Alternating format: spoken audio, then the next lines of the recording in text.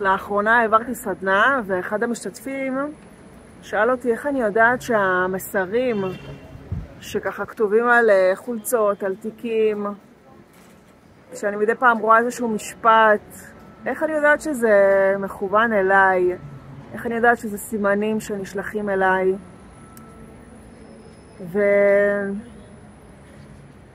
יש לי קבוצת וואטסאפ עם עצמי, שבה אני ככה מצלמת כל מיני משפטים שאני נתקלת בהם בסיטואציות שונות כבר חודשים על גבי חודשים, אפילו יותר.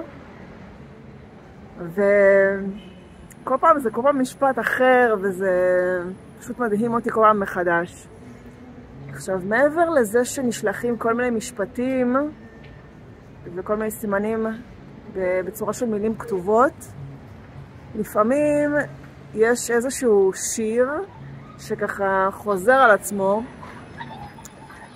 ובהתחלה אני עדיין לא קולטת שאני כאילו שומעת את אותו שיר, אבל פתאום עכשיו, למה אני מצלמת את הסרטון הזה? כי אני נמצאת בתחנה מרכזית ירושלים, ומישהו בדיוק מנגן, אז ככה, פתאום אני שומעת איזשהו שיר בלייב, זאת אומרת, הוא שר את זה, הוא מבצע את זה. והביצוע שלו הוא מיוחד, זה לא כמו איזשהו ביצוע גנרי ברדיו, וזה ככה גרם לי יותר להיות בתשומת לב למילים. ואז שמתי לב שבעצם שמתי לב לשיר הזה גם שבוע שעבר, וממש כאילו ככה בימים האחרונים זה שיר שחוזר,